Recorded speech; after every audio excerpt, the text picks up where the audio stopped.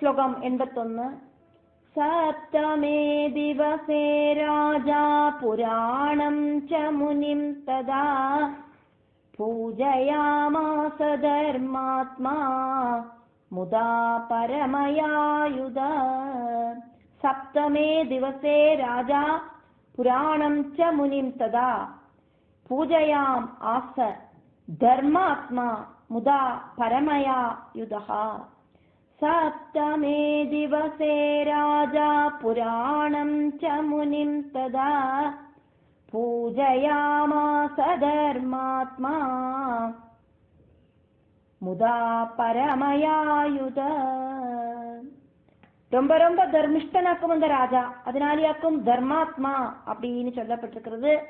அந்த தர்மாத்மாவா இருக்கிற ராஜா துர்தமன் அப்படிங்கிற ராஜா இப்படி 5 நாளைக்கு வித்யாம் பிரகாரம் பாகவத கதாசிரமணம் நடத்திட்டு 7ஆம் நாளைக்கு புராணத்தையும் முனியையும் ரொம்ப சந்தோஷத்தோடு கூடிட்டு பூஜை பண்ணினார். முதா பரமயாயுதா, நன்னா சந்தோஷத்தோடு கூடிட்டு புராணத்தையும் அந்த லோமசன் அப்படிங்கிற முனியையும் பூஜை பண்ணினார். ஸ்லோகம் 82.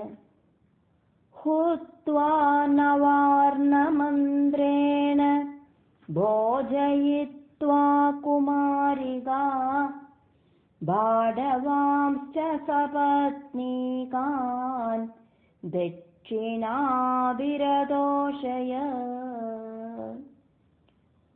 ஹுத்வா நவார்ணமந்திரேண போஜயித்வா குமாரிகாः பாடவான் ச சபத்னீகான் தட்சிணாபிஹி தோஷயத். ஹுத்வா நவார்ணமந்திரேண போஜயித்வா குமாரிகாः பாடவாம்ச்ச சபத்னீகான் தட்சிணாபிரதோஷயத்.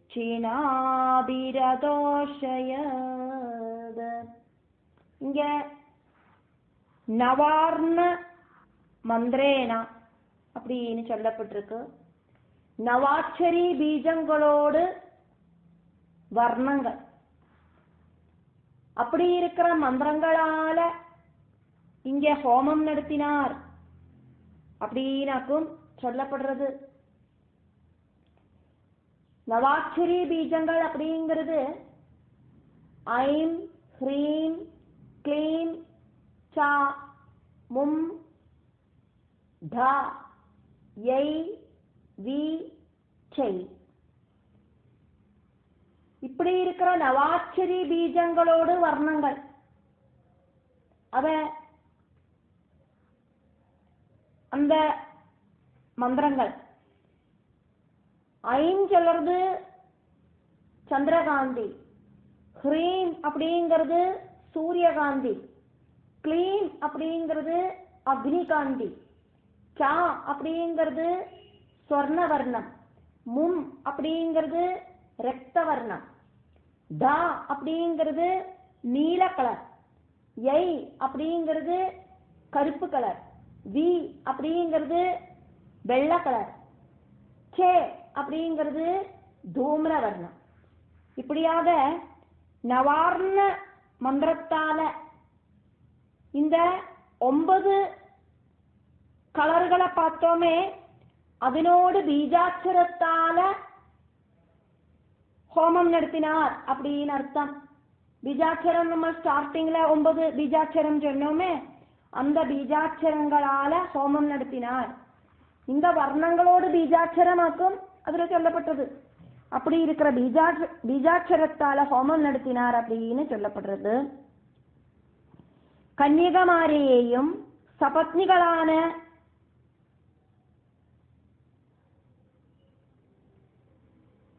சபத்னீகர்களான அப்படின்னாக்கா மனைவிகளோடு கூடின தம்பதிகள் அப்படின்னு அர்த்தம். கன்னியகளுக்கும் தம்பதிகளுக்கும் சாப்பாடும் தானமும் எல்லாம் கொடுத்தார், சந்தோஷிப்பிச்சார் அப்படின்னு அர்த்தம். குமாரிகாக போஜயித்வா. அதே மாதிரி இங்க சபத்னிகான் அப்படின்னா மனைவிமாரோடு கூடின பிராமணாளுக்கு, அதாவது தம்பதிகளுக்கு, இப்படி குமாரிகளுக்கும் தம்பதிகளுக்கும் எல்லாம் இந்த 7வது நாளைக்கு நல்லா சாப்பாடு போட்டார் அப்படின்னாக்கும் இந்த ஸ்லோகத்துல சொல்லப்படுறது.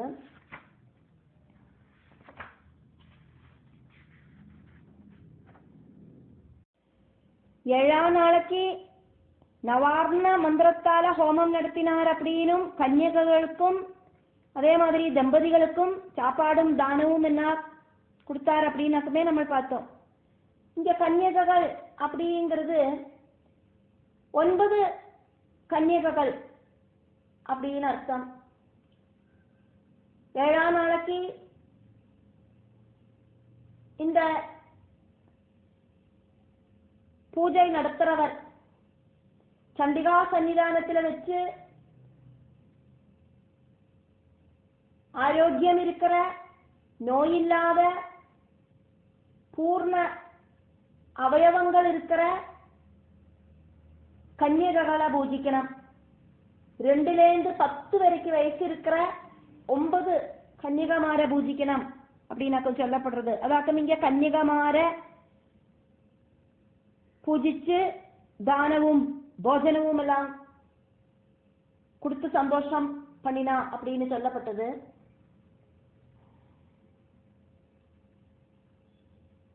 அவளோடு நாமங்கள்,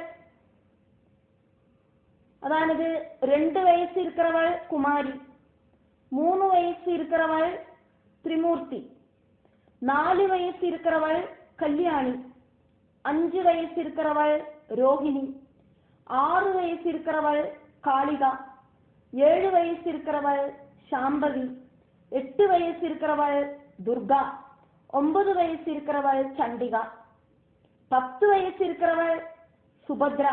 இப்படி எல்லாமாக்கும் பேருகள், அம்பாளோட பேருகள். இப்படி இருக்கிற கன்னியகளை அதே மாதிரி தம்பதிகளையும் கந்தம், புஷ்பம், தூபம், தீபம் இப்படி பலவித விஷயங்களால பூஜை பண்ணி சக்திக்கு தகுந்த மாதிரி வஸ்திர ஆபரணங்கள் எல்லாம் கொடுத்து பூஜை பண்றது அப்படின்னு அர்த்தம். இங்க நவாட்சரி மந்திரத்தால ஹோமம் பண்ணினார்னாக்குமே சொல்லப்படுறது. அந்த நவாட்சரி மந்திரத்தோடு பலன் அப்படின்னு பார்த்தானாக்கா வியஷ்டி ரூபிணியாயிருக்கிற, வியஷ்டி ரூபிகளாயிருக்கிற மகாகாளிக்கும் மகாலட்சுமிக்கும் மகா சரஸ்வதிக்கும் சமஷ்டி ரூபிணியாயிருக்கிற சண்டிகைக்கும் என்னோடு நமஸ்காரம் அப்படின்னு அர்த்தம்.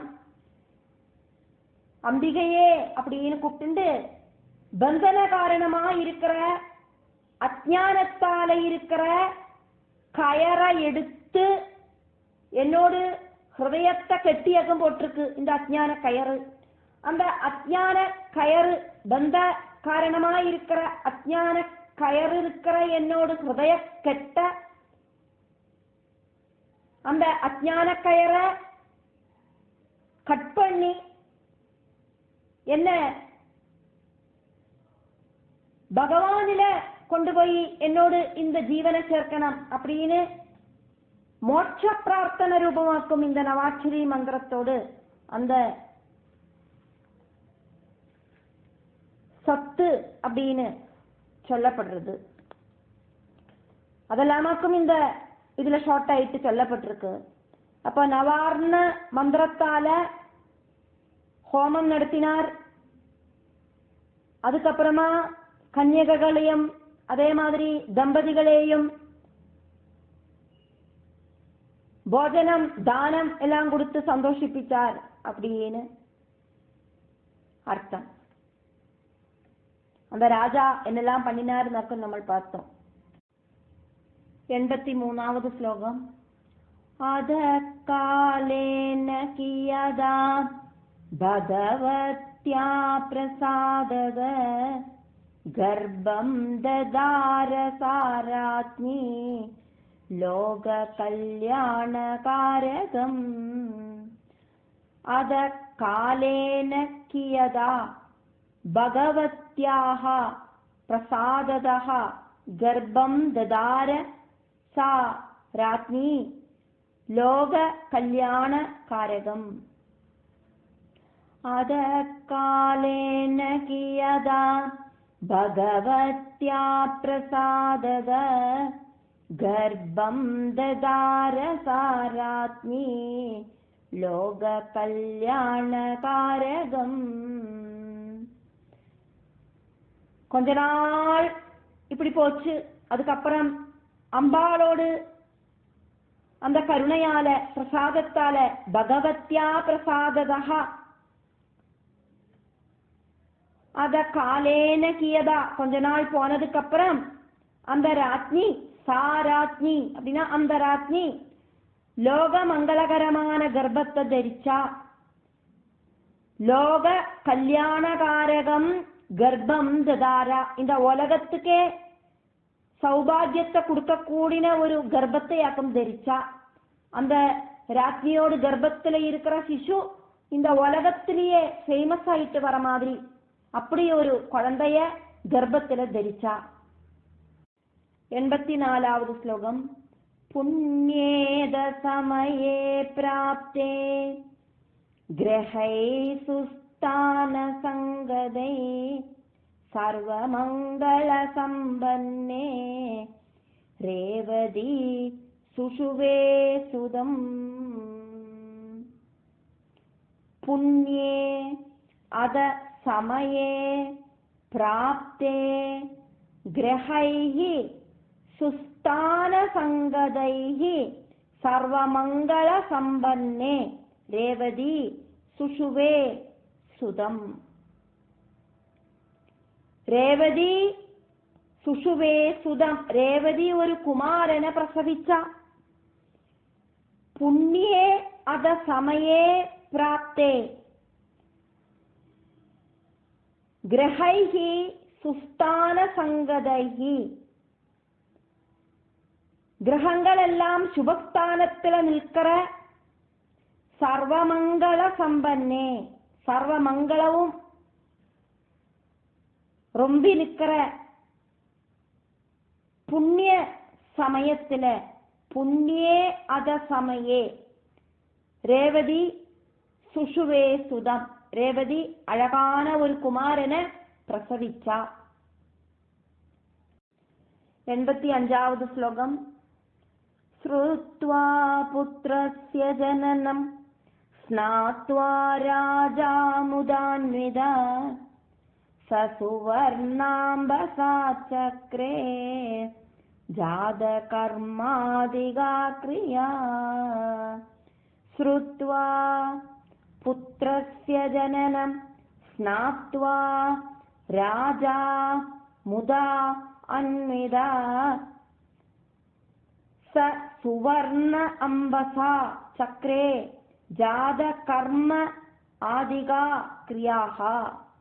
ஸ்ருத்வா புத்ரஸ்ய ஜனனம் ஸ்நாத்வா ராஜா முதான்விதா சசுவர்ணாம்பசா சக்ரே ஜாத கர்மாதிகா கிரியா. முதான்விதா ரொம்ப ரொம்ப சந்தோஷத்தோடு கூடிட்டு கிரியா செஞ்சார். என்ன வாக்கம் செஞ்சார்? ஜாத கர்மாதிகா, ஜாத கர்மாதி கிரியைகள் எல்லாம் ரொம்ப சந்தோஷத்தோடு கூடிட்டு செஞ்சார். புத்திரன் ஜனிச்சதை கேட்டுட்டு ராஜா ஓடி போய் குளிச்சுட்டு வந்தார். முதல்ல ஸ்ருத்வா புத்திரஸ்ய ஜனனம், ராஜா ஸ்நாத்வா நல்லா குளிச்சுட்டு வந்துட்டு சுவர்ண கும்பசா தங்க குடத்துல இருக்கிற தண்ணியால, சுவர்ண அம்பசா தங்க குடத்துல இருக்கிற தண்ணியால ஜாத கர்மாதி கிரியைகள் எல்லாம் ரொம்ப ரொம்ப சந்தோஷத்தோடு கூடிட்டு சக்கரே செஞ்சார். ஸ்லோகம் 86. யதா விதிஜதானானி தத்வா விப்ரானதோஷயத் கிருதோபநயனம் ராஜா சாங்கான் வேதான பாடயத். யதா விதி ச தானானி தத்வா விப்ரான் தோஷயத் கிருதஹ உபநயனம் ராஜா சாங்கான் வேதான் பாடயத். யதா விதிஜதானானி தத்வா விப்ரானதோஷயத் கிருதோபநயனம் ராஜா சாங்கான் வேதான் பாடயத். யதா காலம் உபநயனம் பண்ணினார் புத்திரனுக்கு, பூணூல் போட்டார், வேத அங்கங்கள் உட்பட இருக்கிற வேதங்கள் எல்லாம் படிப்பிச்சார். அப்படின்னா வேதங்களும் உபனிஷத்துகளும் படிப்பிச்சார். வேதாங்கங்கள் அப்படிங்கிறது உபனிஷத்துகள், நிறைய தத்துவார்த்தங்களாக்கும் அதெல்லாம். அப்படி வேதங்களும் உபனிஷத்துகளும் எல்லாம் புத்திரனை படிப்பிச்சார். அதுக்கப்புறம் இந்த ராஜா நிறைய தானங்கள் எல்லாம் கொடுத்து யதாவிதி பிராமணால குஷிப்படுத்தினார் அப்படின்னாக்கும் இந்த ஸ்லோகம். ஸ்லோகம் 87. சர்வ வித்யாநிதேர்ஜாதோ தர்மேஷ்டோ அஸ்த்ரவிதாம்பர தர்மஸ்ய வக்தா கர்த்தாஜ ரைவதோ நாம வீரியவான். சர்வ வித்யாநிதிஹி ஜாதஹ தர்மிஷ்டோஹ அஸ்த்ரவிதாம்பரஹ தர்ம அஸ்ய வக்தா கர்த்தா ச ரைவதஹ நாம வீரியவான்.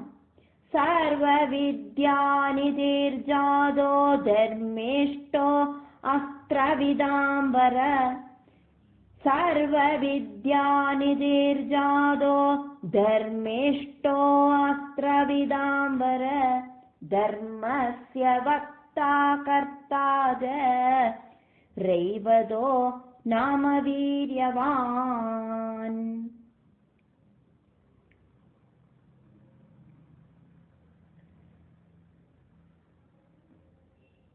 അഞ്ചാവത് മനുവായിട്ട് ഉന്നോട് പുത്രൻ ഭവിക്കും അപ്പടിന്നല്ലവോ മുനി അനുഗ്രഹം കൊടുത്തത് രാജാവുക്ക്. അപ്പോ അഞ്ചാവത് മനുവായിട്ട് രൈവത മനുവായിട്ടാക്കും அந்த புத்திரன் வளர்ந்தார் அப்படின்னாக்கும் நம்ம இங்க பார்த்துட்டு இருக்கோம். முதல்ல சுவாயம்புவ மனு, ரெண்டாவது சுவாரோஜிஷ மனு, அதுக்கப்புறமா உத்தம மனு, அதுக்கப்புறம் தாமச மனு, அதுக்கப்புறம் அஞ்சாவது ஆயிட்டு ரைவத மனு.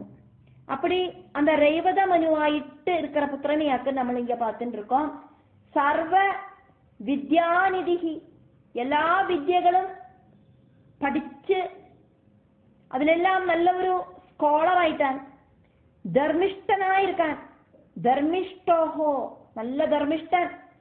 ആരെന്നെ കേട്ടാനാലും എന്താ പിടിച്ചുക്കോ அப்படின்னு கொடுக்குற மாதிரி தான தர்மங்கள்ல ரொம்ப ரொம்ப சிரேஷ்டனா இருக்கிறவன். அஸ்திரஜ்ஞவிதாம் அஸ்திரவிதாம் அஸ்திரஞானத்துல ரொம்ப ரொம்ப முன்னால இருக்கிறவர் அப்படின்னு அர்த்தம். வரஹா அப்படின்னா சிரேஷ்டன் அப்படின்னு அர்த்தம். தர்மஸ்ய வக்தா கர்த்தாஜ ரைவதோ நாம வீரியவான். ധർമ്മത്തെ ഉപദേശിக்கிறവനായിട്ടും അനുഷ്ഠിக்கிறവനായിട്ടും ഒരു വിഷയത്തെ നമ്മൾ ചെയ്യறതാണ് അത് അടുത്ത ആൾക്ക് ഉപദേശിக்கிறதுக்கு முடியும். அப்போ தர்மத்தை அனுஷ்டிச்சு அந்த தர்மத்தை அடுத்த ஆளுக்கு உபதேசிக்கிறவனாயிட்டு இருந்தான் பராக்கிரமசாலியான ரைவதன் அப்படின்னு இந்த ஸ்லோகம்.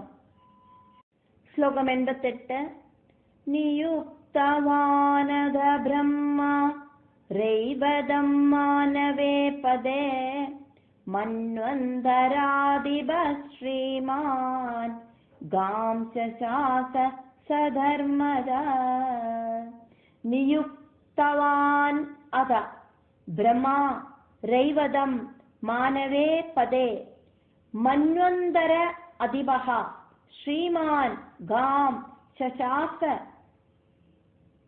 സഹ ധർമ്മദഃ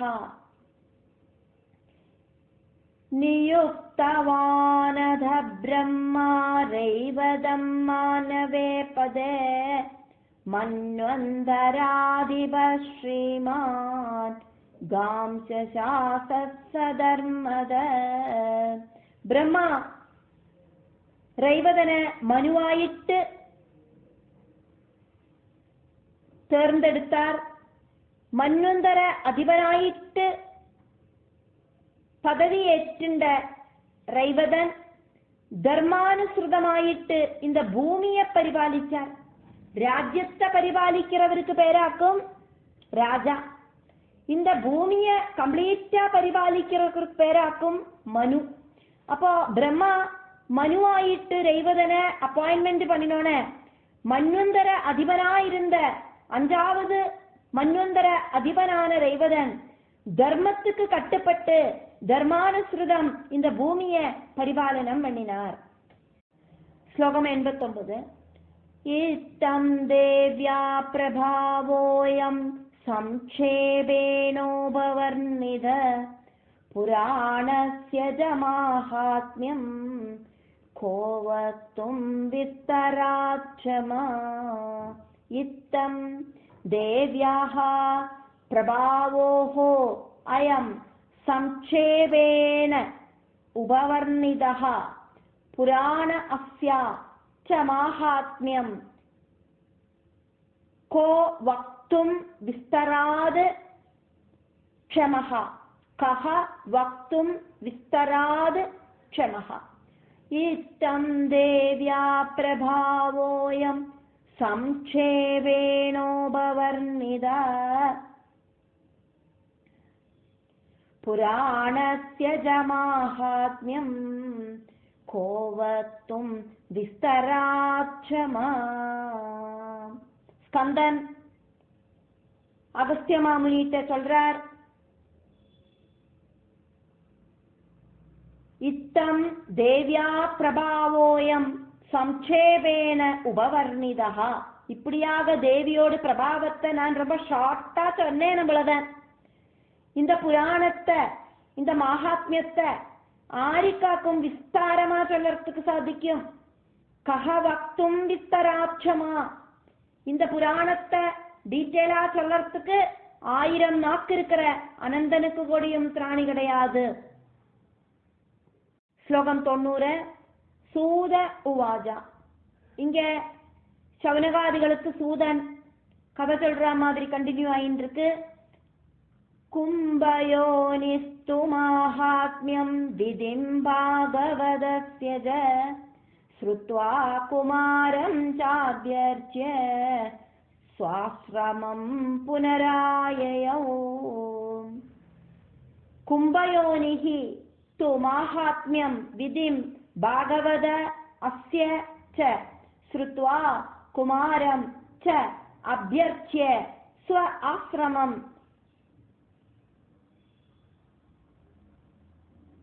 புனః ஆயயௌ. கும்பயோனிஸ்து மாஹாத்மியம் விதிம் பாகவதஸ்ய ஜ ஸ்ருத்வா குமாரம் சாத்யர்ச்ய ஸ்வாஸ்ரமம் புனராயயோ. அகஸ்திய மாமுனி பாகவதத்தோடு அந்த கதாசிரவண விதிகளை மகாத்மியங்களை எல்லாம் ஸ்கந்தன் கிட்டேந்து கேட்டுட்டு ஸ்கந்தனை பூஜை பண்ணிட்டு அகஸ்திய மாமுனி தன்னோட ஆசிரமத்துக்கு திரும்பி போனார் அப்படின்னு இந்த ஸ்லோகம். ஸ்லோகம் 91. இந்த 91வது ஸ்லோகம் இந்த தேவி பாகவதத்தோடு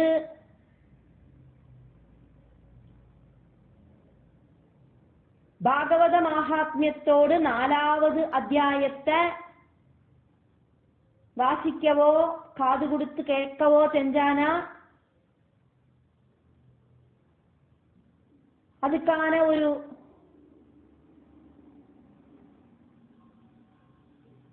ஃபலப்பிராப்தி ஸ்லோகத்தையாக்கும் இங்க எடுத்து சொல்லப்படுறது ஃபலஸ்ருதி. இதம் மயா பாகவதஸ்ய விப்ரா மாஹாத்ம்யமுக்தம் பவதாம் சமட்சம் ஸ்ருணோதி பக்த்யா படதீஹ போகான் புக்த்வாகிலான் முக்திமுபைதி ஜாந்தே. இதம் மயா பாகவத அஸ்ய விப்ரா மாஹாத்ம்யம் உக்தம் பவதாம் சமக்ஷம் ஸ்ருணோதி பக்த்யா படதி இஹ போகான் புக்த்வா அகிலான் முக்திம் உபைதி ச அந்தே. இதம் மயா பாகவதஸ்ய விப்ரா மாஹாத்ம்யமுக்தம் பவதாம் சமக்ஷம் ஸ்ருணோதி பக்த்யா படதீஹ போகான் புக்த்வாகிலான் முக்திமுபைதி ஜாந்தே. பிராமணர்களே அப்படின்னு கூப்பிடுறார் சூதன். சவனகாதி முனிகள் எல்லாம் அங்க நின்றுருக்காளே நைமிஷாரண்யத்துல, அவளை கூப்பிடுறார். உங்களோட முன்னால இந்த பாகவத மகாத்மியத்தை நான் நல்லா கிளியரா எடுத்து சொல்லிட்டேன்.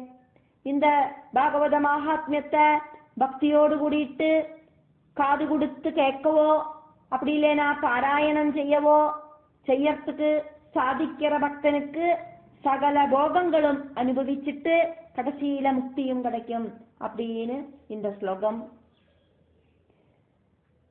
இப்படியாக தேவி பாகவத மகாத்மியத்துல இருக்கிற 4வது அத்தியாயம் முடிவடைகிறது. இந்த 4வது அத்தியாயம் ஸ்கந்த புராணத்துல மானச கண்டத்துல இருக்கு. இது ஸ்ரீ ஸ்கந்த புராணே மானச கண்டே ஸ்ரீ தேவி பாகவத மகாத்மியே சதுர்த்தோ அத்தியாயः.